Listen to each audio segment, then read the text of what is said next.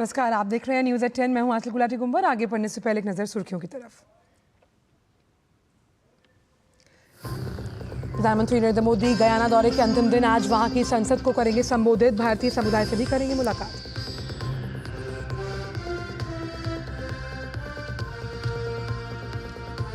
प्रधानमंत्री को दिया गया गयाना और डोमिनिका का सर्वोच्च सम्मान। यात्रा के दौरान कई देशों के साथ राष्ट्र प्रमुखों के साथ भी हुई द्विपक्षीय मुलाकात।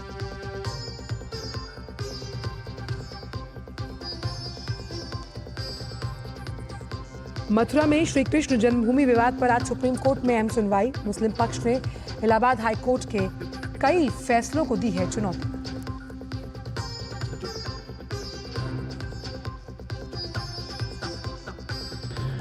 वक्फ बिल पर बनी जेपीसी की आज होगी बैठक। संसद के शीतकालीन सत्र में रखी जा सकती है रिपोर्ट। और चाइना मास्टर्स बैडमिंटन प्रतियोगिता में भारत का शानदार प्रदर्शन जारी। पीवी सिंधु, मालविका बंसोड़, लक्ष्य सेन सहित सात्विक चिराग की जोड़ी प्री क्वार्टर फाइनल में पहुंची।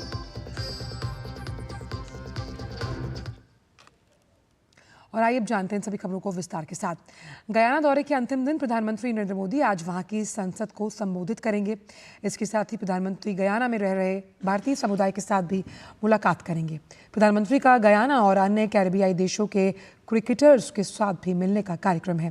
प्रधानमंत्री मोदी गयाना स्थित महात्मा गांधी स्मारक पर महात्मा गांधी की प्रतिमा और आर्य समाज स्मारक पर श्रद्धांजलि अर्पित करेंगे। साथ ही प्रधानमंत्री गयाना में स्थित Indian arrival monument, Saraswati Vidya Niketan school का भी दौरा करेंगे। प्रधानमंत्री इस वक्त गयाना की यात्रा पर हैं।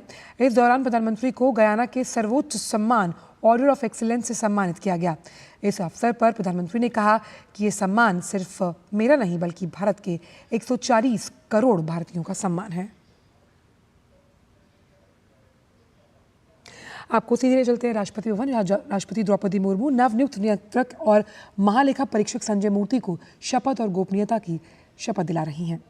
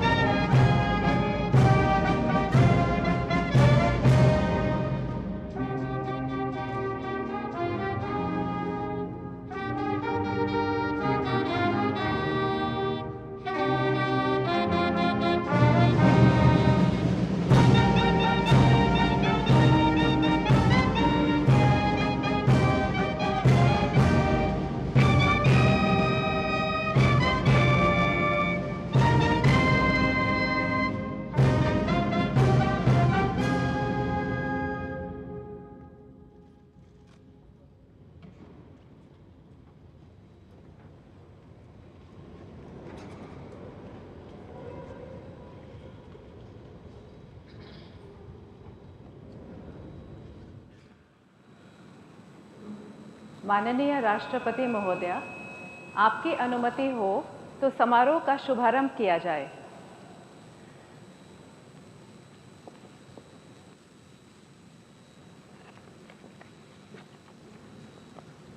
भारत के नियंत्रक महालेखा परीक्षक श्री के संजय मूर्ति।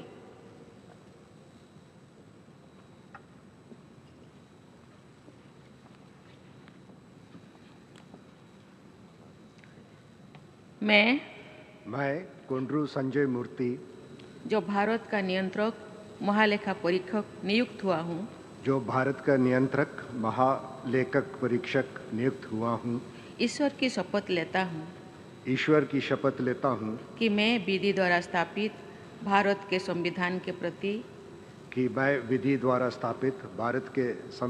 के प्रति सच्ची श्रद्धा और निष्ठा सच्ची श्रद्धा और निष्ठा रखूंगा। मैं भारत की प्रभुता और अखंडता अक्षुण्ण रखूंगा मैं भारत की प्रभुता और अखंडता अक्षुण्ण रखूंगा तथा मैं सम्यक प्रकार से और श्रद्धापूर्वक तथा अपनी पूरी योग्यता ज्ञान और विवेक से तथा मैं संपूर्ण प्रकार से और श्रद्धापूर्वक तथा अपनी पूरी योग्यता ज्ञान और विवेक से अपने पद के कर्तव्यों का अपने पद के कर्तव्यों का भय या पक्षपात अनुराग या द्वेष के बिना पालन करूंगा। भय या पक्षपात अनुराग या द्वेष के बिना पालन करूंगा तथा मैं संविधान और विधियों की मर्यादा बनाए रखूंगा तथा मैं संविधान और विधियों की मर्यादा बनाए रखूंगा।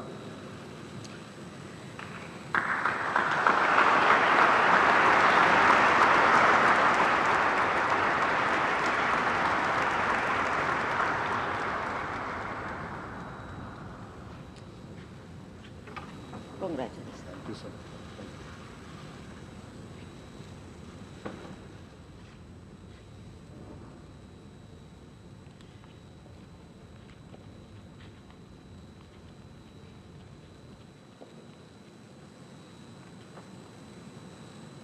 माननीय राष्ट्रपति महोदया, आपकी अनुमति हो तो समारोह का समापन किया जाए।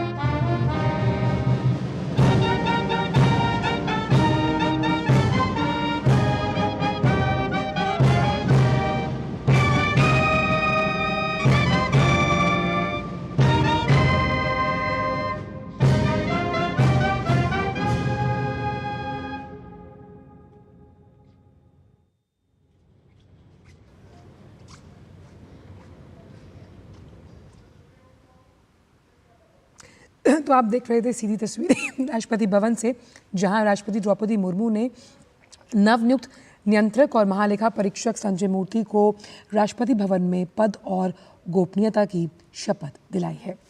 बढ़ते आगे और बात करते हैं प्रधानमंत्री के गयाना दौरे से जुड़ी हुई, जिसके अंतिम दिन प्रधानमंत्री आज वहां की संसद को संबोधित करेंगे। इसके साथ ही प्रधानमंत्री गयाना में रह रहे भारतीय समुदाय से भी मुलाकात करेंगे। प्रधानमंत्री का गयाना और अन्य कैरिबियाई देशों के क्रिकेटर्स के साथ भी मिलने का कार्यक्रम है। प्रधानमंत्री मोदी गयाना स्थित महात्मा गांधी स्मारक पर महात्मा गांधी की प्रतिमा और आर्य समाज स्मारक पर श्रद्धांजलि अर्पित करेंगे। साथ ही प्रधानमंत्री गयाना में स्थित Indian arrival monument Saraswati Vidya Niketan school का भी दौरा करेंगे। प्रधानमंत्री नरेंद्र मोदी गयाना की अपनी यात्रा के दौरान आज वहां की संसद के विशेष सत्र को संबोधित करेंगे। प्रधानमंत्री का ये संबोधन देश के वैश्विक कूटनीतिक संपर्क में एक और महत्वपूर्ण क्षण होगा। 14वीं बार प्रधानमंत्री विदेश की किसी संसद को संबोधित करेंगे। प्रधानमंत्री को विदेशी संसदों को सबसे अधिक बार संबोधित करने वाले भारतीय प्रधानमंत्री होने का भी गौरव प्राप्त है। विदेशी संसदों में दिए गए उनके संबोधन मनमोहन सिंह की ओर से दिए गए 7 संबोधनों से दोगुने हैं। इंदिरा गांधी ने विदेशी विधानमंडलों को 4 बार संबोधित किया, जबकि जवाहरलाल नेहरू ने 3 बार। राजीव गांधी और अटल बिहारी वाजपेयी ने 2 बार ऐसे भाषण दिए, जबकि मोरारजी देसाई और पीवी नरसिम्हा राव जैसे अन्य लोगों ने केवल 1 बार संबोधित किया। पिछले कुछ वर्षों में प्रधानमंत्री मोदी ने अमेरिका से लेकर यूरोप, अफ्रीका, ऑस्ट्रेलिया, एशिया तक दुनिया भर के विधानमंडलों में भाषण दिए हैं। महाद्वीपों से परे उनके संबोधन वैश्विक मंच पर भारत के बढ़ते प्रभाव का प्रमाण है। अमेरिकी कांग्रेस के संयुक्त सत्र को प्रधानमंत्री 2 बार साल 2016 और साल 2023 में संबोधित कर चुके हैं। साल 2014 में प्रधानमंत्री ने ऑस्ट्रेलिया और फिजी के संसदों को संबोधित किया। साल 2015 में प्रधानमंत्री ने ब्रिटिश संसद को भी संबोधित किया। अफ्रीका में प्रधानमंत्री ने 2015 में मॉरिशस की नेशनल असेंबली और साल 2018 में युगांडा की संसद को संबोधित किया था। एशिया में प्रधानमंत्री ने 2014 में भूटानी संसद और नेपाल संविधान सभा के संयुक्त सत्र को, 2015 में श्रीलंका, मंगोलिया और अफगानिस्तान की संसदों को, 2019 में मालदीव की संसद को संबोधित किया था।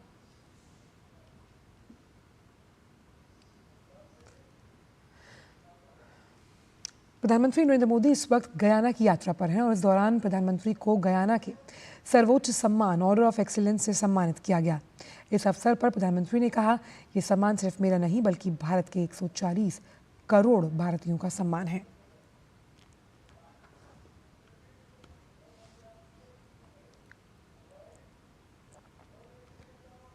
यह सम्मान केवल मेरा ही नहीं बल्कि भारत के 140 करोड़ लोगों का सम्मान है।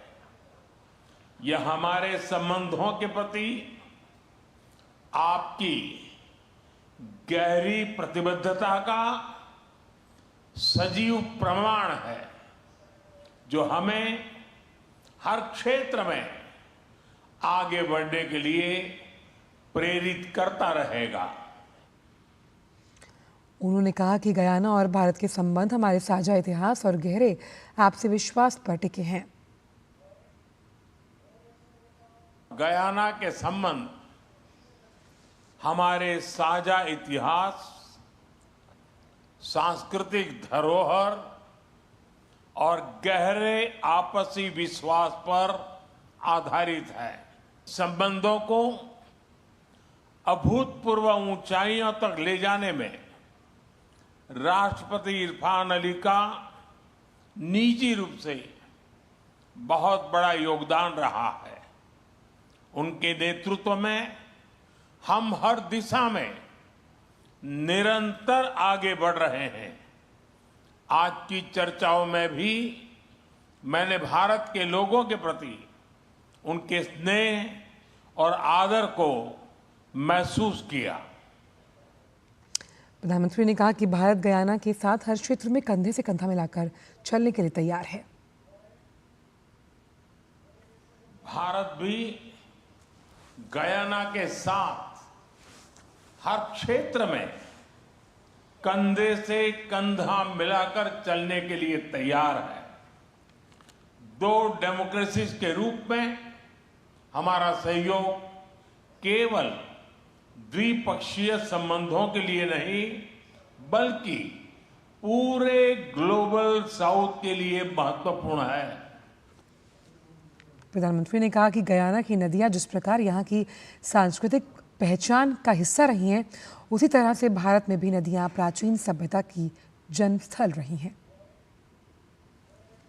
जिस प्रकार से गयाना की नदियां यहाँ के लोगों की कल्चरल आइडेंटिटी का अभिन्न अंग रही है, उसी प्रकार भारत की गंगा, यमुना, ब्रह्मपुत्र जैसी महान नदियां हमारी प्राचीन सभ्यता का जन्मस्थल रही है।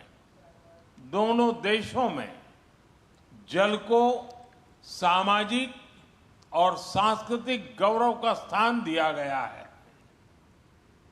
गयाना में प्रधानमंत्री ने डोमिनिका के अपने सर्वोच्च राष्ट्रीय पुरस्कार डोमिनिका अवार्ड ऑफ ऑनर से उन्हें सम्मानित किया गया।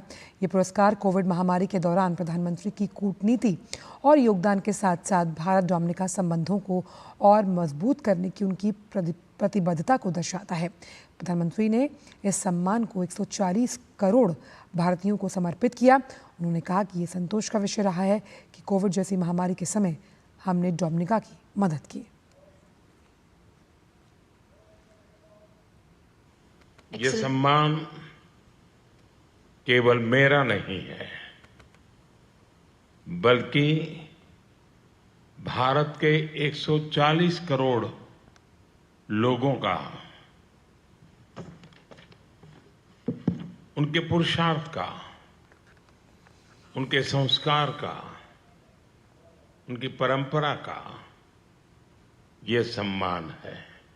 यह गहरे संतोष का विषय रहा है कि हम कोविड जैसी आपदा के समय डोमिनिका के लोगों की सहायता कर सके। प्रधानमंत्री नरेंद्र मोदी ने ग्रेनेडा के प्रधानमंत्री डेकॉन मिशेल के साथ दूसरे भारत कैरिकॉम शिखर सम्मेलन की सह अध्यक्षता की। इस दौरान प्रधानमंत्री ने कहा कि भारत कैरिकॉम सदस्य देशों के साथ हमेशा खड़ा रहा है। प्रधानमंत्री ने कहा कि ये शिखर सम्मेलन 5 साल बाद हो रहा है और इन 5 सालों में दुनिया ने कई बदलाव देखे। इस दौरान मानवता को कई बड़ी कठिनाइयों का सामना करना पड़ा, जिसमें ग्लोबल साउथ के देशों को बुरी तरह प्रभावित किया। प्रधानमंत्री नरेंद्र मोदी ने क्रिकेट को भारत और कैरिबियाई देशों के लिए संबंधों का महत्वपूर्ण लिंक बताया। प्रधानमंत्री ने कैरिकॉम के हर देश से 11 महिला युवा क्रिकेटर्स की भारत में प्रशिक्षण का प्रस्ताव दिया है। क्रिकेट हमारे देशों के बीच एक बहुत बड़ा और महत्वपूर्ण कनेक्टिंग लिंक है। इस वर्ष आपके यहाँ हुए T20 वर्ल्ड कप से भारतीय क्रिकेट फैंस का कैरेबियन की ओर आकर्षण और भी बढ़ा है। और यह मैं सिर्फ इसलिए नहीं कह रहा हूँ क्योंकि भारत ने यह विश्व कप जीता था। मेरा प्रस्ताव है कि क्रिकेट संबंधों के साथ साथ महिला सशक्तिकरण को बढ़ावा देने के लिए हम कैरिकॉम के हर देश से 11 युवा महिला क्रिकेटर्स की भारत में ट्रेनिंग कर सकते हैं। प्रधानमंत्री नरेंद्र मोदी ने कहा कि कृषि क्षेत्र में ड्रोन, डिजिटल खेती, कृषि मशीनीकरण, मृदा परीक्षण जैसी तकनीकों ने भारत में कृषि की तस्वीर बदली। प्रधानमंत्री ने कहा कि कैरिबियाई देशों की स्वास्थ्य सुरक्षा भारत के लिए उच्च प्राथमिकता रही है। कैरिकॉम देशों की स्वास्थ्य सुरक्षा भारत के लिए उच्च प्राथमिकता का विषय रहा है। भारत में सामान्य मानवी को quality and affordable health care प्रदान करने के लिए जन औषधि केंद्र खोले हैं। मेरा प्रस्ताव है कि हम इस मॉडल पर कैरिकॉम के सभी देशों में जन औषधि केंद्र खोल सकते हैं। भारत और सभी देशों के बीच फार्माकोपिया को मान्यता देने के लिए समझौता संपन्न किया जाए तो इस प्रयास को गति ला सकते हैं। हम कैरिकॉम देशों में ड्रग टेस्टिंग लैब बनाने पर भी विचार कर सकते हैं। कैरिकॉम देशों में कैंसर और दूसरे नॉन कम्युनिकेबल डिसीज एक बहुत बड़ी चुनौती है। इसे लड़ने के लिए हम भारत में बनी कैंसर थेरेपी मशीन सिद्धार्थ 2 उपलब्ध कराएंगे। रिमोट लोकेशंस पर लोगों के सुगम और ऑन द स्पॉट इलाज के लिए हमने भारत में विश्व मोबाइल हॉस्पिटल बनाए हैं। इन्हें कुछ मिनटों में ही सेटअप किया जा सकता है और बिना समय गंवाए सभी प्रकार के ट्रॉमा का इलाज किया जा सकता है। हमें यह मोबाइल हॉस्पिटल्स कैरिकॉम के मित्रों को उपलब्ध कराने में खुशी होगी। प्रधानमंत्री नरेंद्र मोदी ने ग्रेनेडा के प्रधानमंत्री डेकॉन मिशेल के साथ दूसरे भारत कैरिकॉम शिखर सम्मेलन की सह अध्यक्षता की। प्रधानमंत्री ने शिखर सम्मेलन की मेजबानी के लिए गयाना के राष्ट्रपति डॉक्टर इरफान अली को धन्यवाद दिया। इसमें सदस्य देशों के शासन अध्यक्षों और विदेश मंत्रियों ने हिस्सा लिया। इस दौरान प्रधानमंत्री ने भारत कैरिकॉम साझेदारी को मजबूत करने के लिए क्षमता निर्माण, कृषि और खाद्य सुरक्षा, नवीकरणीय ऊर्जा, जलवायु परिवर्तन, नवाचार, प्रौद्योगिकी, व्यापार, क्रिकेट और संस्कृति, महासागर, अर्थव्यवस्था और समुद्री सुरक्षा, चिकित्सा के साथ साथ स्वास्थ्य सेवा जैसे 7 स्तंभों वाला एक प्रस्ताव रखा। प्रधानमंत्री नरेंद्र मोदी गयाना यात्रा के दौरान कैरिबियाई देशों के प्रमुखों से मिले। अपनी यात्रा के दौरान प्रधानमंत्री ने दूसरे भारत कैरिबियाई शिखर सम्मेलन कैरिकॉम में भाग लिया और 15 सदस्यीय कैरिबियन द्वीप समूह के नेताओं से मुलाकात की। बैठक से इतर प्रधानमंत्री ने 8 कैरिबियाई देशों के प्रमुखों के साथ सार्थक चर्चा की और भारत के साथ संबंधों को मजबूत करने पर भी जोर दिया। दिखाते हैं इस रिपोर्ट के जरिए। भारत कैरिकॉम शिखर सम्मेलन से इतर प्रधानमंत्री ने 8 कैरिबियाई देशों के प्रमुखों से मुलाकात की, जिनमें डोमिनिका, सुरिनाम, त्रिनिदाद और टोबैगो, बारबाडोस, बहामास, एंटीगुआ और बारबुडा, ग्रेनेडा और सेंट लूसिया के प्रमुख शामिल हैं। प्रधानमंत्री ने सर्वोच्च सम्मान दिए जाने के लिए डोमिनिका के प्रधानमंत्री रूजवेल्ट स्केरिट का धन्यवाद दिया। साथ ही जलवायु परिवर्तन, स्वास्थ्य देखभाल, क्षमता निर्माण और लोगों से लोगों के संबंधों को गहरा करने जैसे क्षेत्रों में सहयोग के अवसरों पर भी बातचीत की। इसके अलावा उन्होंने संयुक्त राष्ट्र में सहयोग बढ़ाने पर भी चर्चा की। सूरीनाम के राष्ट्रपति चंद्रिका प्रसाद संतोखी से मुलाकात के दौरान पीएम मोदी ने दोनों देशों के बीच साझेदारी पर प्रगति की समीक्षा की और दोनों नेताओं ने आर्थिक सहयोग को मजबूत करने के महत्व पर जोर दिया। उन्होंने रक्षा और सुरक्षा, व्यापार और वाणिज्य, कृषि, यूपीआई, स्वास्थ्य सेवा, पारंपरिक चिकित्सा और फार्मास्यूटिकल्स, क्षमता निर्माण क्षेत्रों में द्विपक्षीय सहयोग का विस्तार करने पर जोर दिया। साथ ही मानव संसाधन विकास, सांस्कृतिक और लोगों से लोगों के जुड़ाव और डिजिटल पहलों सहित विभिन्न क्षेत्रों में द्विपक्षीय सहयोग बढ़ाने पर सहमति जताई। प्रधानमंत्री नरेंद्र मोदी ने त्रिनिदाद और टोबैगो के प्रधानमंत्री डॉक्टर कीथ क्रिस्टोफर रोली से द्विपक्षीय मुलाकात की। दोनों देशों के बीच खाद्य प्रसंस्करण पर समझौता ज्ञापन पर भी आदान प्रदान किया गया। प्रधानमंत्री मोदी ने भारत के प्रमुख यूपीआई प्लेटफॉर्म को अपनाने के लिए त्रिनिदाद और टोबैगो के प्रधानमंत्री को बधाई भी दी। दोनों नेताओं ने डिजिटल ट्रांसफॉर्मेशन, स्वास्थ्य, रक्षा और समुद्री सुरक्षा, परिवहन और सांस्कृतिक आदान प्रदान के क्षेत्रों में संबंधों को मजबूत करने के उपायों पर चर्चा की। प्रधानमंत्री मोदी ने जॉर्ज टाउन में बारबाडोस की प्रधानमंत्री मिया मोटेली से मुलाकात की। दोनों नेताओं के बीच आपसी हितों से जुड़े विभिन्न मुद्दों पर चर्चा हुई। बैठक के दौरान बारबाडोस की प्रधानमंत्री ने प्रधानमंत्री मोदी को honorary order of freedom of Barbados award से सम्मानित करने के अपनी सरकार के फैसले की घोषणा की। उन्हें यह सम्मान कोविड-19 महामारी के दौरान बारबाडोस की सहायता करने और भारत बारबाडोस संबंधों को लेकर पीएम मोदी की प्रतिबद्धता के लिए दिया जाएगा। प्रधानमंत्री ने जॉर्ज टाउन में बहामास के प्रधानमंत्री फिलिप डेविस से मुलाकात की। इस दौरान दोनों नेताओं के बीच आर्थिक संबंधों को मजबूत करने, जलवायु परिवर्तन कार्रवाई और हरित भागीदारी पर चर्चा हुई। साथ ही एक पेड़ मां के नाम अभियान पर भी बातचीत हुई। प्रधानमंत्री नरेंद्र मोदी ने एंटीगुआ और बारबुडा के प्रधानमंत्री गैस्टन ब्राउन से द्विपक्षीय मुलाकात की। दोनों नेताओं ने क्षेत्रीय और वैश्विक मुद्दों पर बातचीत की। साथ ही व्यापार और निवेश, SIDS के लिए क्षमता निर्माण और जलवायु परिवर्तन कार्रवाई के मुद्दों पर विचारों का आदान प्रदान किया। प्रधानमंत्री ब्राउन ने संयुक्त राष्ट्र सुरक्षा परिषद में भारत की स्थायी सदस्यता के लिए समर्थन की घोषणा की। प्रधानमंत्री नरेंद्र मोदी ने ग्रेनेडा के प्रधानमंत्री डिकॉन मिशेल से मुलाकात की। दोनों नेताओं ने आपसी हितों से जुड़े विभिन्न मुद्दों पर चर्चा की। प्रधानमंत्री मोदी ने दूसरे भारत कैरिकॉम शिखर सम्मेलन के सफल आयोजन के लिए प्रधानमंत्री मिशेल को बधाई दी। साथ ही शिक्षा, स्वास्थ्य सेवा, खाद्य सुरक्षा, क्रिकेट, क्षमता निर्माण और सतत विकास के क्षेत्रों में सहयोग बढ़ाने पर भी चर्चा की। प्रधानमंत्री ने सेंट लूसिया के प्रधानमंत्री फिलिप जे पियरे से मुलाकात की। दोनों पक्षों ने क्षमता निर्माण, शिक्षा, स्वास्थ्य, क्रिकेट और योग के क्षेत्रों में सहयोग पर विचारों का आदान प्रदान किया तथा द्विपक्षीय संबंधों को और मजबूत बनाने की आवश्यकता पर बल दिया। Bureau report, DD news. और फिलहाल न्यूज़ 10 में वक्त एक छोटे से ब्रेक का है।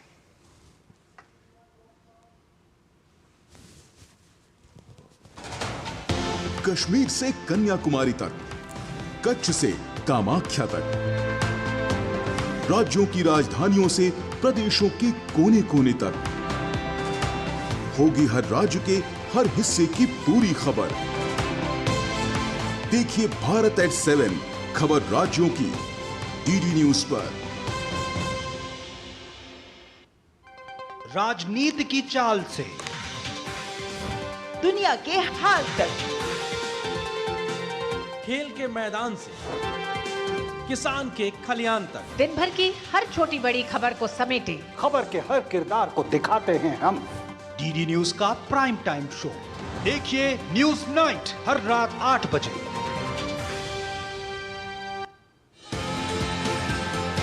भारत का वैभवशाली इतिहास, हमारी समृद्ध कलाएं, सदियों से हैं हमारी पहचान। वोकल फॉर लोकल व ग्लोबल होते भारत के कला साधक। देखिए भारत की कला संस्कृति के रंग में रंगा हमारा खास कार्यक्रम रंग तरंग, सिर्फ DD न्यूज पर।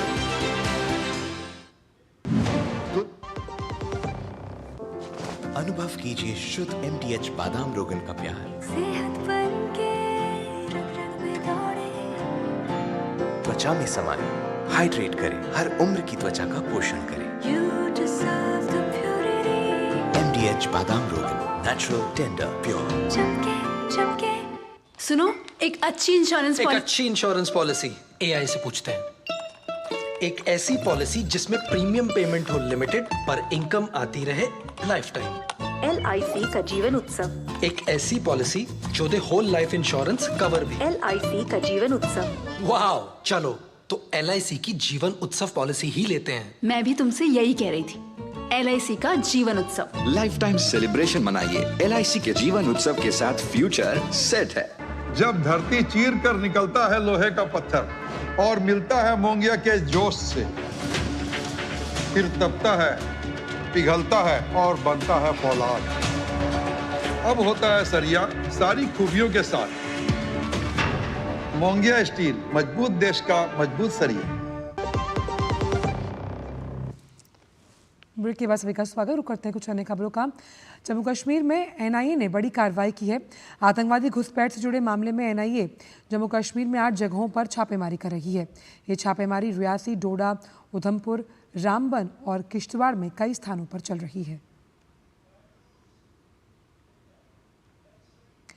वक्फ संशोधन बिल 2024 पर संयुक्त संसदीय समिति JPC की बैठक आज दिल्ली में होगी। JPC के अध्यक्ष जगदम्बिका पाल के मुताबिक बैठक के बाद रिपोर्ट शीतकालीन सत्र को प्रस्तुत की जाएगी। समिति ने 9 से 14 नवंबर तक गुवाहाटी, भुवनेश्वर, कोलकाता, पटना और लखनऊ का दौरा किया, जो वक्फ संशोधन बिल 2024 की जांच का हिस्सा था।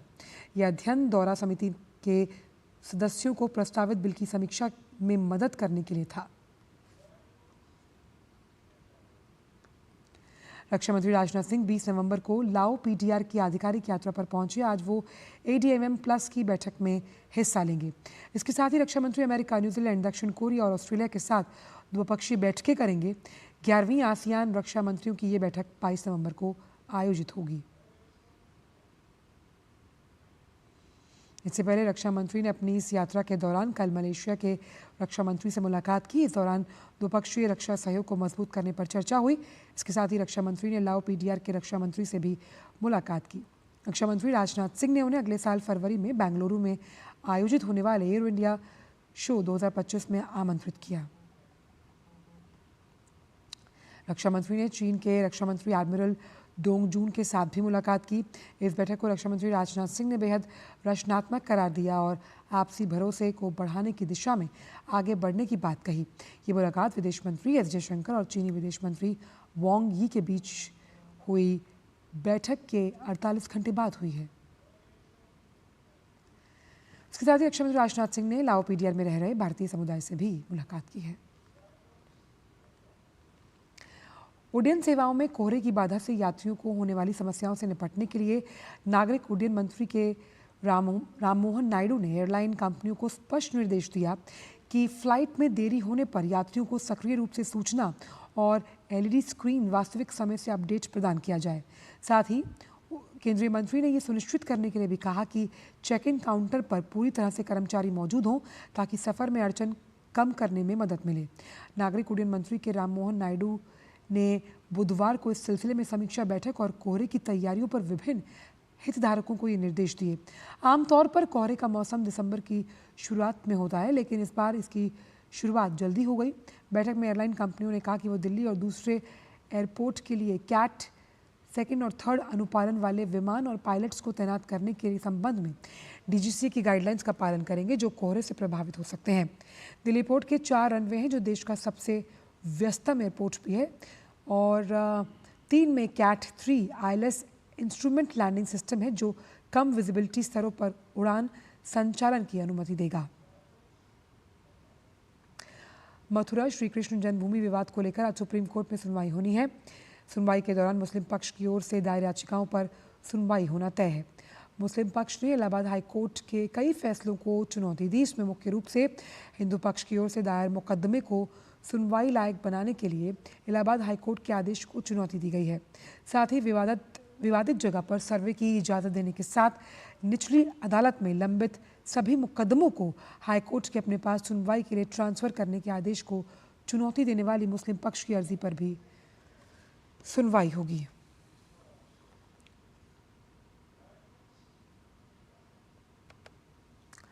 जम्मू कश्मीर के अलगाववादी नेता यासीन मलिक को लेकर सीबीआई की याचिका पर सुप्रीम कोर्ट आज सुनवाई करेगा। सीबीआई ने जम्मू कश्मीर के टाड़ा कोर्ट के सितंबर 2022 के उस आदेश को चुनौती दी जिसमें कोर्ट ने इंडियन एयरफोर्स के 4 जवानों की हत्या और रूबिया सईद के अपहरण के मामले में यासीन मलिक को व्यक्तिगत रूप से पेश होने के लिए। सीबीआई का कहना है कि यासीन मलिक की व्यक्तिगत पेशी से राज्य का माहौल बिगड़ सकता है। वहीं सीबीआई को अंदेशा है कि केस के गवाहों की सुरक्षा को भी खतरा हो सकता है। इससे पहले सुप्रीम कोर्ट ने इस मामले में खुद पैरवी करने के लिए यासीन मलिक को सुप्रीम कोर्ट में पेश होने को लेकर आपत्ति जाहिर की थी। आबकारी नीति से जुड़े मनी लॉन्ड्रिंग मामले में अरविंद केजरीवाल की याचिका पर दिल्ली हाई कोर्ट सुनवाई करेगा। अरविंद केजरीवाल ने हाई कोर्ट में याचिका दायर कर निचली अदालत में चल रही कार्रवाई पर रोक लगाने की मांग की है। वहीं केजरीवाल ने उनके खिलाफ दायर ईडी की चार्जशीट पर संज्ञान लेने के ट्रायल कोर्ट के आदेश को हाई कोर्ट में चुनौती दी। केजरीवाल का कहना है कि उनके खिलाफ मुकदमा चलाने के सक्षम अथॉरिटी से आवश्यक मंजूरी ईडी की ओर से नहीं ली गई, लिहाजा ट्रायल कोर्ट का चार्जशीट का संज्ञान लेने का आदेश गलत है। बारामूला से सांसद और टेरर फंडिंग मामले में आरोपी राशिद इंजीनियर की जमानत याचिका पर पटियाला हाउस कोर्ट आज आदेश देगा।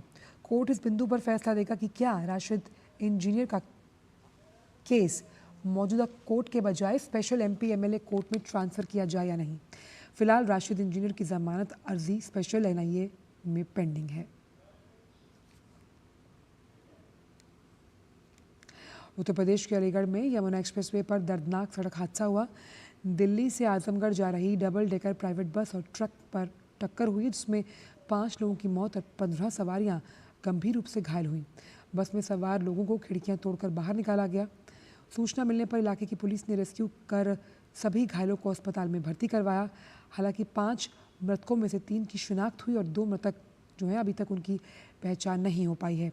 श्वेत अधिकारी वरुण कुमार सिंह ने कहा कि मौके से ट्रक को पकड़ लिया गया, आवश्यक कार्रवाई पुलिस कर रही है। यमुना एक्सप्रेसवे पर बीती रात लगभग 12:30-1 बजे के करीब एक डबल डेकर बस जो कि दिल्ली से आजमगढ़ की तरफ जा रही थी, यमुना एक्सप्रेसवे पर कोहरे के कारण आगे जाते हुए एक ट्रक से ओवरटेक करने के क्रम में ट्रक और बस में भीषण भिड़ंत हो गई, जिसके परिणाम स्वरूप उस बस में सवार कुल 5 लोगों की मृत्यु हो गई तथा 15 अन्य व्यक्ति घायल हैं। मौके से जो ट्रक है उसको पकड़ लिया गया है। आवश्यक वैधानिक कार्रवाई पुलिस द्वारा की जा रही है। हजारीबाग के बरकट्ठा के गोरहर में एक बस दुर्घटना में 7 लोगों की मौत हुई, 12 से अधिक लोग घायल हैं। ये बस कोलकाता से पटना जा रही थी। पटना करीब सुबह 4 बजे के आसपास की ये घटना बताई जा रही है। निर्माणाधीन सड़क पर बस अनियंत्रित हो गई और पलट गई। हादसे के बाद स्थानीय लोग सबसे पहले मदद के लिए पहुंचे। पुलिस के घटनास्थल पर पहुंचने के बाद घायलों को बाहर निकाला गया। घायलों को पास के अस्पताल में भर्ती करवाया गया। मौके पर बरकट्ठा का सीईओ, पुलिस अधिकारी घटनास्थल पर मौजूद रहे हैं और घायलों को एम्बुलेंस से प्राथमिक चिकित्सा के बाद हजारीबाग मेडिकल कॉलेज भेजा गया।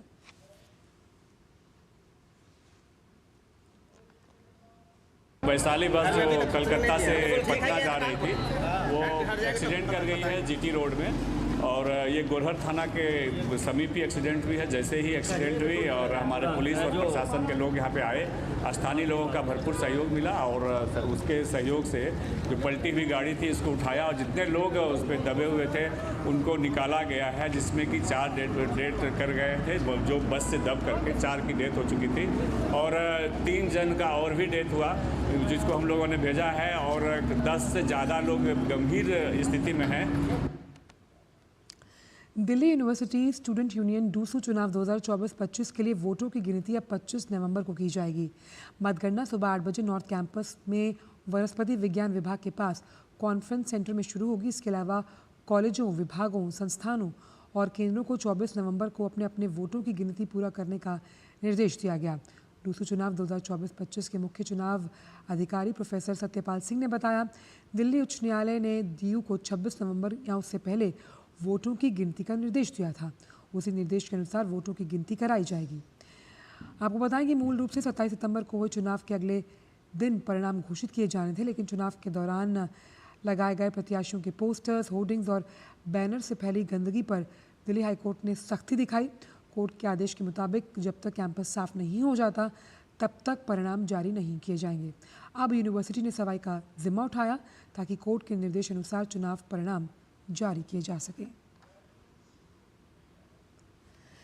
एक अहम फैसले में मध्य प्रदेश सरकार ने भगवान श्री कृष्ण से जुड़े स्थलों को तीर्थ के रूप में विकसित करने के प्रस्ताव को मंजूरी दी।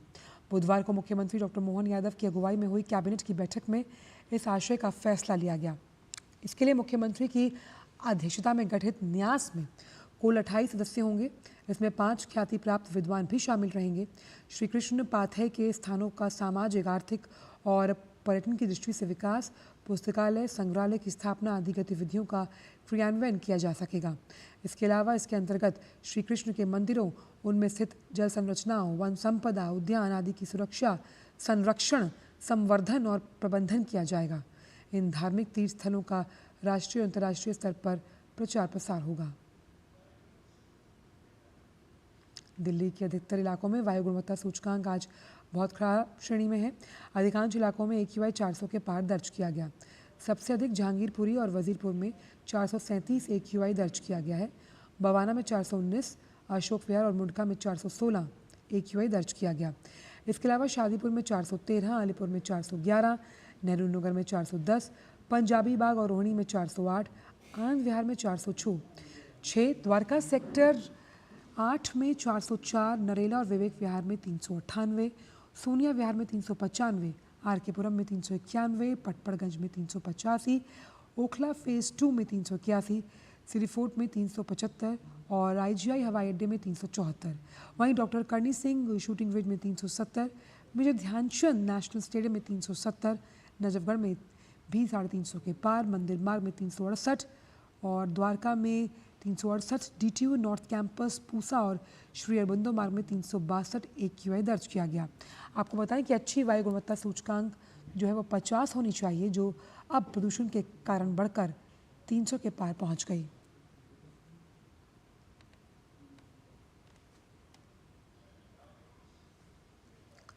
दिल्ली और NCR में बढ़ते प्रदूषण पर काबू पाने के लिए वायु गुणवत्ता प्रबंधन आयोग ने ग्रेडेड रिस्पांस एक्शन प्लान में बदलाव किए हैं और अब स्टेज 3 के तहत सरकारी दफ्तरों और नगर निकायों के लिए समय में बदलाव अनिवार्य होगा।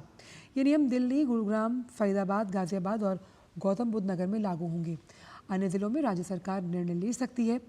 ग्रेडेड रिस्पांस एक्शन प्लान में जो बदलाव हुए हैं उनमें प्रमुख है दिल्ली और उसके आसपास के राष्ट्रीय राजधानी क्षेत्र में वायु गुणवत्ता प्रबंधन को बढ़ाने के लिए ग्रैप के विशिष्ट खंडों में संशोधन के साथ स्टेज 3 के तहत दिल्ली, गुरुग्राम, फरीदाबाद, गाजियाबाद और गौतम बुद्ध नगर में विभिन्न उपायों को अनिवार्य किया गया।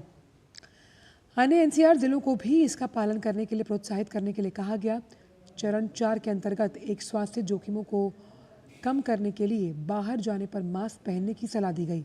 नियमों में हुए बदलाव दिल्ली और प्रमुख NCR जिलों पर केंद्रित है, लेकिन अन्य क्षेत्रों में राज्य सरकारों के विवेक पर कार्यान्वयन का निर्देश दिया गया। समिति ने उत्तर प्रदेश, हरियाणा, राजस्थान, दिल्ली सहित विभिन्न राज्य प्राधिकरणों को अधिसूचना जारी की, जिसमें अनुपालन और स्थानीय स्तर पर निर्णय लेने का आग्रह किया गया।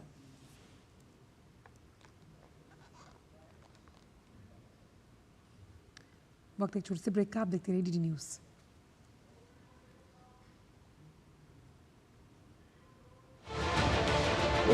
उत्तर से दक्षिण तक, पूर्व से पश्चिम तक, देश हो या दुनिया की खबर है तो पड़ताल जरूरी है।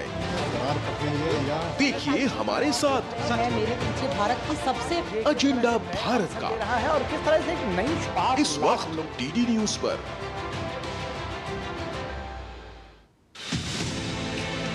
हिमालय जैसे विराट व्यक्तित्व के धनी एक कर्मयोगी जिन्होंने विश्व में मान बढ़ाया भारत का, विकास के अमृत पथ पर लेकर चला देश को, देश के प्रति त्याग और समर्पण का भाव लिए भारत के सम्मान और पहचान के लिए समर्पित 140 करोड़ लोगों के दिलों की आवाज भारतीय राजनीति के महानायक नरेंद्र मोदी, उनके जीवन के कुछ छुए अनछुए पहलुओं पर देखिए हमारी विशेष प्रस्तुति प्रधान सेवक नरेंद्र मोदी, हर शुक्रवार सिर्फ डीडी न्यूज पर। अब आया असली स्वाद। अब आया स्वाद। जब स्वाद के पड़े हो लाले तो MDH का चंकी चाट मसाला डालें। MDH का चंकी चाट मसाला। MDH। मेरी पसंद। मेरी पसंद। मेरी पसंद। मेरी पसंद। हमारी पसंद। हम सबकी पसंद। मजबूत देश का मजबूत सरिया हो गया स्टील। ये सिर्फ आवाज नहीं है, ये दोस्त भी है। ये दर्द मिटाता है, ये हौसला बढ़ाता है, ये साथ में खेलता है, ये त्योहारों में रंग जमाता है, ये आफत में किसी ढाल से कम नहीं है।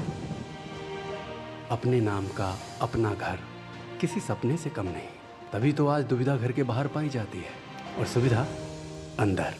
हमारी सरकार जो घर देती है ना, इसमें बाकी सुविधाएं भी साथ होती। शौचालय हो, बिजली हो, पानी हो, गैस हो, सरकार की अलग अलग योजनाएं, प्रधानमंत्री आवास योजना के इस करोड़ों घरों को संपूर्ण बनाती है। PM आवास 4 करोड़ से अधिक परिवारों को सुकून, सुविधा, स्वाभिमान। ब्रेक के बाद सभी का स्वागत। रुक करते हैं कुछ अन्य खबरों का। प्रधानमंत्री नरेंद्र मोदी की महत्वाकांक्षी आयुष्मान वय वंदना कार्ड योजना को बिहार में लॉन्च कर दिया गया। इस योजना का लाभ पटना के सभी पात्र लाभार्थियों को जल्द मिलेगा। इसके लिए शहर में एक अभियान भी चलाया जा रहा है।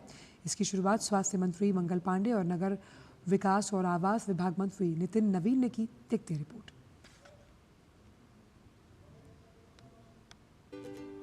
प्रधानमंत्री नरेंद्र मोदी ने देश के 70 साल से ऊपर उम्र के लोगों के लिए महत्वाकांक्षी आयुष्मान व्यय वंदन योजना की शुरुआत की। इसके तहत किसी भी आयु वर्ग के योग्य लाभुक का 5 साल तक का इलाज मुफ्त किया जाना है। इस योजना का लाभ पटना के ज्यादा से ज्यादा लोगों तक पहुंचाने के लिए एक ड्राइव की शुरुआत की गई। कार्यक्रम की शुरुआत स्वास्थ्य मंत्री मंगल पांडे और नगर विकास एवं आवास विभाग मंत्री नितिन नवीन ने की। कार्यक्रम के तहत 70 साल से ऊपर के लोगों का मुफ्त इलाज होगा। केवल आधार कार्ड से ही आयुष्मान कार्ड बनेगा। इसमें राशन कार्ड की जरूरत नहीं पड़ेगी। घर घर जाकर कर्मचारी कार्ड बनाएंगे। बिहार सरकार के मुताबिक विशेष अभियान के तहत आयुष्मान कार्ड बनाया जा रहा है। पूरे बिहार के शहरी क्षेत्र में कैंप लगाया जा रहा है। इसमें कर्मी लोगों के घरों में जाकर 70 वर्ष से अधिक उम्र वालों का पता करेंगे और अगर उनका आयुष्मान कार्ड नहीं बना है तो कर्मी आयुष्मान कार्ड बनाएंगे। पूरे राज्य में अगले 12 दिसंबर तक इस आयुष्मान वय वंदना योजना के तहत और संपूर्ण रूप से आयुष्मान योजना का कार्ड बनाने का विशेष अभियान शुरू किया गया है। लक्ष्य ये रखा गया है 20 नवंबर से जो पूरे राज्य में विशेष अभियान शुरू हुआ है, जो 12 दिसंबर तक चलेगा, इसमें 50 लाख लोगों को और कार्ड बनाया जाए। आयुष्मान कार्ड बनाने में भी बिहार पूरे देश में आज तीसरे नंबर पे है। प्रधानमंत्री नरेंद्र मोदी ने आयुष्मान व्यय वंदन योजना की शुरुआत 9वें राष्ट्रीय आयुर्वेद दिवस पर की थी। इसका सीधा लाभ बिहार के 5 लाख लोगों को मिलने की संभावना है। इसका लाभ ज्यादा से ज्यादा बुजुर्गों को मिले, इसके लिए सरकार अलग अलग जगहों पर इसके लिए कैंप का आयोजन कर रही है। Bureau report, DD news. और अब बात इफ्फी की। भारत के 55वें अंतर्राष्ट्रीय फिल्म समारोह यानी इफ्फी का गोवा में शुभारंभ हो गया। श्यामा प्रसाद मुखर्जी इंडोर स्टेडियम में सनातन संस्कृति के सबसे प्रसिद्ध श्लोक अच्युतम केशवम राम नारायणम के साथ समारोह का आरंभ हुआ है। भारतीय अंतर्राष्ट्रीय फिल्म महोत्सव के शानदार उद्घाटन समारोह पर देखिए गोवा से हमारी संवाददाता जया सिन्हा की ये खास रिपोर्ट। गोवा में 55वें इफ्फी का हुआ भव्य उद्घाटन, जहां सिनेमा और संस्कृति का समृद्ध संगम देखने को मिला। कार्यक्रम की शुरुआत गोवा के मुख्यमंत्री प्रमोद सावंत, सूचना और प्रसारण मंत्रालय के सचिव संजय जाजू, प्रसार भारती के अध्यक्ष नवनीत सहगल और महोत्सव के निदेशक शेखर कपूर के साथ सिनेमा के उत्सव का जश्न मनाने के लिए एकत्र हुए मशहूर हस्तियों और गणमान्य व्यक्तियों के उपस्थिति में हुई। इफी 2024 के उद्घाटन समारोह में अपने वीडियो मैसेज में सूचना एवं प्रसारण मंत्री अश्विनी वैष्णव ने कहा कि फिल्म उद्योग के विकास में भारत का अंतर्राष्ट्रीय फिल्म महोत्सव एक मील का पत्थर साबित हुआ है और आज भारत कंटेंट हब बनने की दिशा में अग्रसर है। IFFI, as we call it, has become a very important milestone in the development of film industry in India. We in India at this point of time are very much focused on developing the content creators economy. We have a very vibrant creators economy where people are coming up with very innovative content, showcasing some of the rich heritage of India, the cuisines of India, the culture of India, some of the gems of Indian language and literature are being presented by the content creators in very interesting ways. सूचना एवं प्रसारण राज्य मंत्री L Murugan ने एक video संदेश के माध्यम से अपने विचार साझा किए।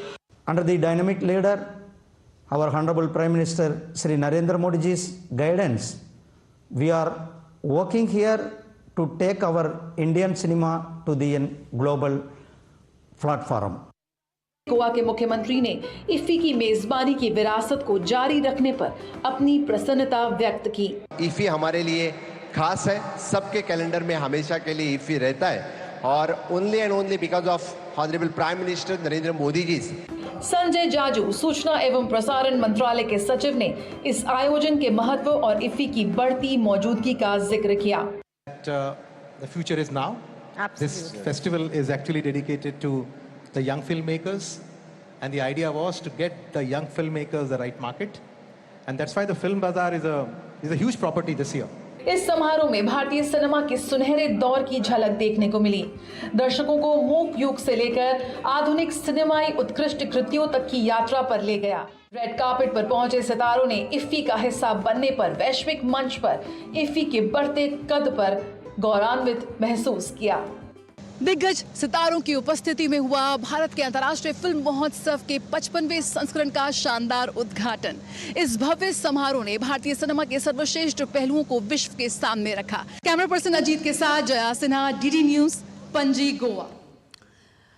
और इफ्फी के 55वें संस्करण के प्रसार भारती के OTT प्लेटफॉर्म का शुभारंभ भी किया गया है, जो भारतीय सिनेमा बाजार को बढ़ावा देने और युवा कंटेंट क्रिएटर्स के लिए बेहतरीन अवसर साबित होगा। देश के सुदूर इलाकों तक पहुंचने वाला ये ऐप एंड्रॉयड, iOS और वेब पर उपलब्ध है। देखिए रिपोर्ट।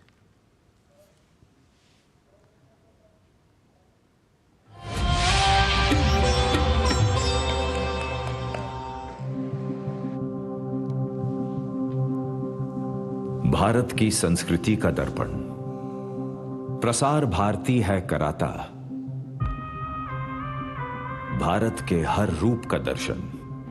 गोवा के अंतर्राष्ट्रीय फिल्म महोत्सव के 55वें संस्करण की शुरुआत वैश्विक सिनेमा बाजार की जरूरतों को पूरा करने के लिए कई नई पहलों और पहलों के शुभारंभ के साथ शानदार अंदाज में हुई। भारतीय डिजिटल मीडिया परिदृश्य के लिए एक महत्वपूर्ण विकास में प्रसार भारती का बहुप्रतीक्षित OTT प्लेटफॉर्म इफ्फी के दौरान लाइव हो गया। प्रतिष्ठित अंतर्राष्ट्रीय महोत्सव में इसका आधिकारिक शुभारंभ हुआ। पिछले 90 साल से आकाशवाणी और दूरदर्शन और फिर जब ये मिले तो प्रसार भारती भारत के लोगों को इन्फॉर्मेशन, एंटरटेनमेंट, एजुकेशन सब कुछ प्रदान करते रहे हैं। ये हमारा उद्देश्य है कि हम हर उस प्लेटफॉर्म पर उपलब्ध रहें जहां पर कि ऑडियंसेस हैं। ऑडियंसेस जब मीडियम वेव भी थी तो वो रेडियो ब्रॉडकास्ट होते थे, FM ब्रॉडकास्ट आए, टेलीविज़न ब्रॉडकास्ट आए, कलर टेलीविज़न ब्रॉडकास्ट आए, हाई डेफिनेशन टेलीविज़न ब्रॉडकास्ट आए, इसके बाद फ्री डिश और सैटेलाइट के माध्यम से ब्रॉडकास्ट आए। तो अब चूँकि डिजिटल माध्यम से हमारी ऑडियंसेस काफ़ी कुछ कंटेंट प्राप्त कर रही हैं, तो ये उचित ही है कि प्रसार भारती भी डिजिटल डोमेन में प्रवेश करे और इसके माध्यम से भारत भर में जो हमारे शहरों में, गाँवों में, सुदूर क्षेत्रों में जो लोग रह रहे हैं उन तक अपना कंटेंट पहुंचा सकें और जो भारतीय मूल के लोग हैं, जो अन्य देशों में हैं, जो भारत में रुचि रखने वाले लोग हैं, जो पूरी दुनिया में हैं, उनको भारत के समाचार, हमारी जो हिस्टोरिकल आर्काइव्स हैं, हमारे एंटरटेनमेंट प्रोग्राम्स, हमारे नए प्रोग्राम्स, हमारी फिल्म्स, गेम्स, ई शॉपिंग, सब कुछ एक पैकेज में उपलब्ध कराएं। प्रसार भारती का OTT प्लेटफॉर्म दर्शकों को लाइव चैनल, आर्काइवल फुटेज और ओरिजिनल प्रोग्रामिंग सहित विविध प्रकार की सामग्री प्रदान करने के लिए तैयार है।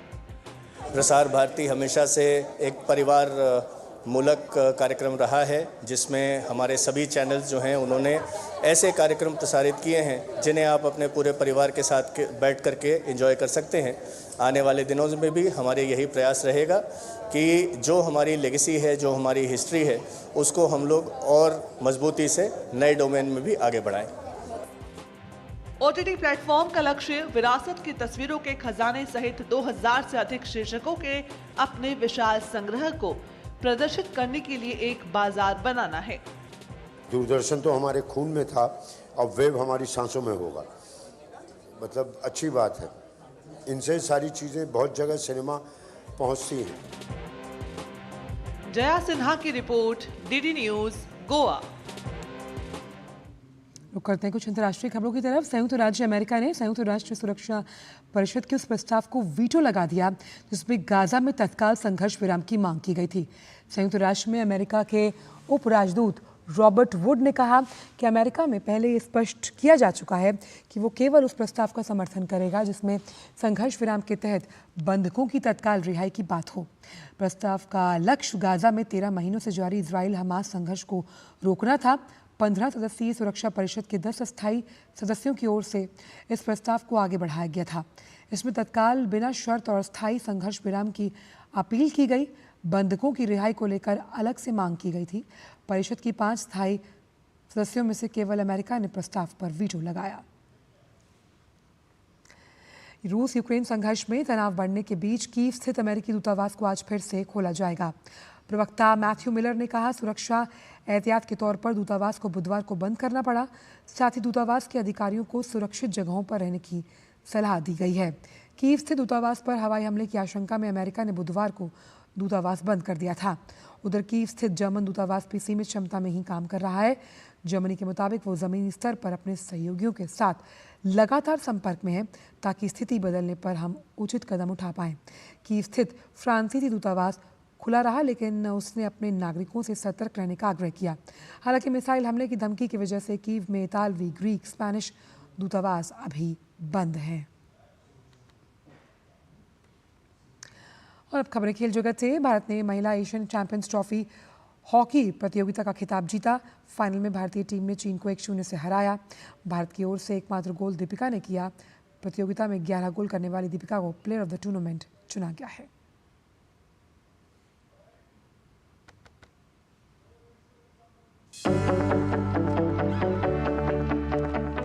बिहार के राजगीर में आयोजित महिला एशियन चैंपियंस ट्रॉफी हॉकी प्रतियोगिता के फाइनल में बुधवार को भारत का सामना चीन से हुआ। ये दोनों टीम ग्रुप दौर में भी भिड़ी थी, जिसमें भारत ने चीन को आसानी से मात देने में कामयाबी पाई थी। प्रतियोगिता में एक भी मैच न गंवाने वाली भारतीय टीम ने फेवरेट के तौर पर ही फाइनल में शुरुआत की। हालांकि ग्रुप दौर में भारत के खिलाफ संघर्ष करने वाली चीन की टीम फाइनल में बेहतर चुनौती पेश करती दिखाई दी। भारतीय टीम को कई पेनल्टी कॉर्नर्स मिले, लेकिन टीम इन्हें कन्वर्ट करने में नाकाम रही। भारत के लिए मैच का एकमात्र गोल प्रतियोगिता की स्टार दीपिका ने पेनल्टी कॉर्नर के जरिए 31वें मिनट में किया। इसके बाद मैच में और कोई गोल नहीं हुआ और भारत ने 1-0 से ये मैच अपने नाम किया। इस जीत के साथ भारत ने सफलतापूर्वक खिताब की रक्षा की। भारतीय टीम ने तीसरी बार ये खिताब अपने नाम किया है। दीपिका को प्लेयर ऑफ द टूर्नामेंट चुना गया। उन्होंने प्रतियोगिता में कुल 11 गोल किए। हरिंदर सिंह का ये महिला टीम के प्रमुख कोच के रूप में पहला खिताब रहा। Sports desk, DD news. और क्रिकेट की दुनिया में इस समय सबसे ज्यादा चर्चा बॉर्डर गवास्कर ट्रॉफी की हो रही है। 22 नवंबर से सीरीज का आगाज पर्थ टेस्ट के रूप में होने जा रहा है। ऐसे में भारत और ऑस्ट्रेलिया दोनों टीमों पर कहीं ना कहीं दबाव है। टीम इंडिया की बात करें तो भारतीय टीम को हाल ही में अपनी सरजमी पर न्यूजीलैंड के हाथों 3-0 से शिकस्त झेलनी पड़ी थी।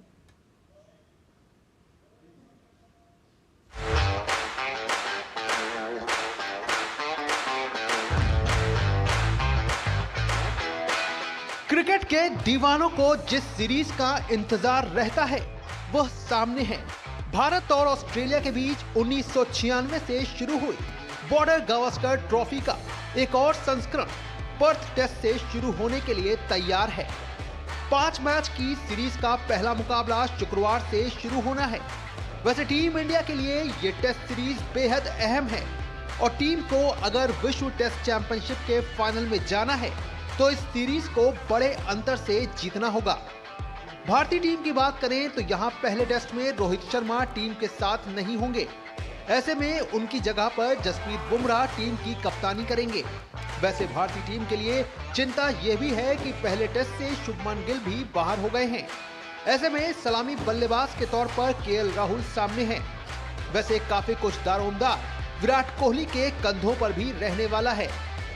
पर्थ पिच की बात करें तो पर्थ की पिच गेंदबाजों की मददगार रही है। ऐसे में टीम इंडिया यहां पेसर्स पर ज्यादा निर्भर रह सकती है। ऑस्ट्रेलिया की बात करें तो पहले टेस्ट में नेथन मैक्सवेनी डेब्यू कर सकते हैं।